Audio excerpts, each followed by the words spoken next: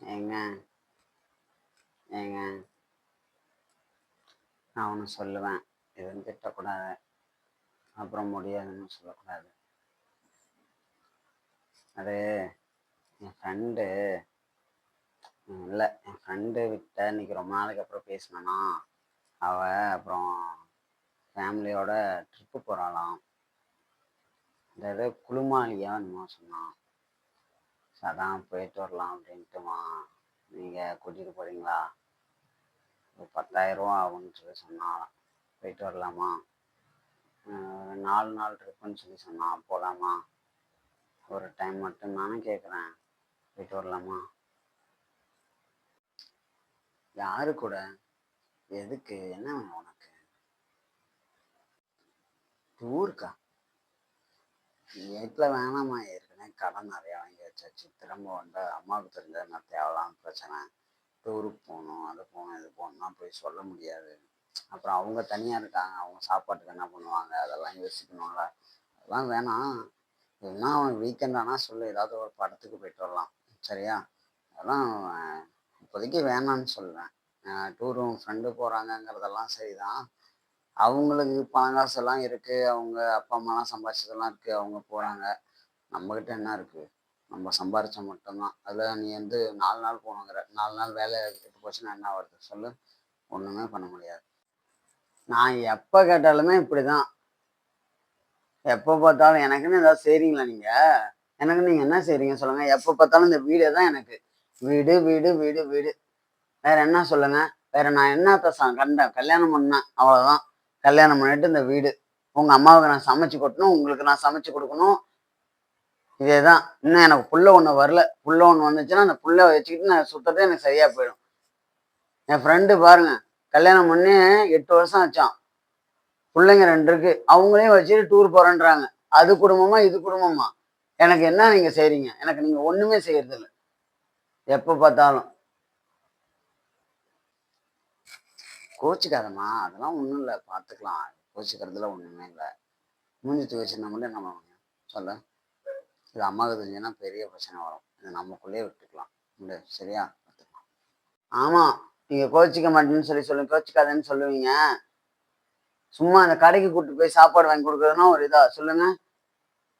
எப்போ பார்த்தாலும் வேணா கடைக்கு கூப்பிட்டு போகிறேன், வேணா சினிமாவுக்கு கூப்பிட்டு போகிறேன், இது ஒரு இதா?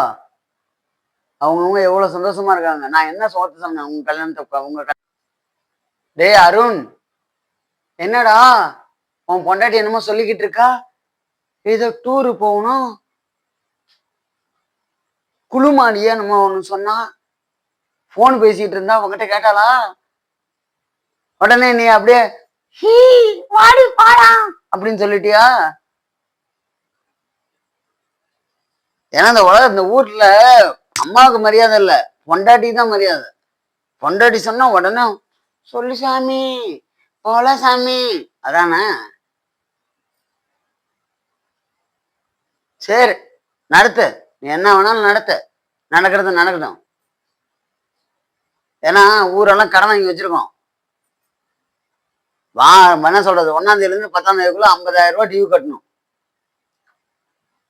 எல்லாம் இஎம்ஐ. அப்புறம் என்ன?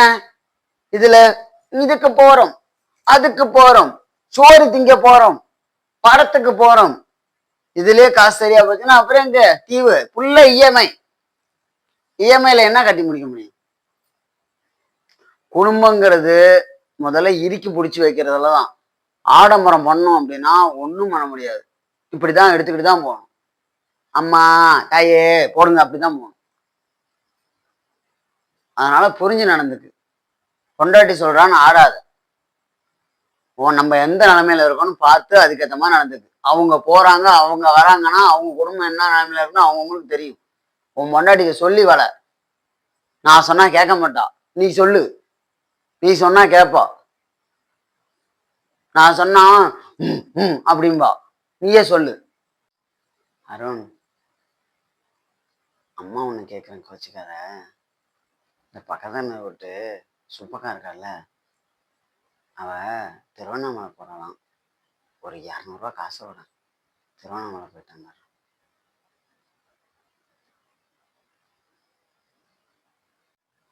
இப்போ பாத்தீங்களா, உங்க அம்மா மட்டும் கோயிலுக்கு போறாங்கறாங்க.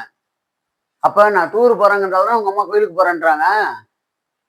இதெல்லாம் எனக்கு தெரியும். எனக்கு போட்டியா தான் அவங்க பண்றாங்க. எனக்கு தெரியும்.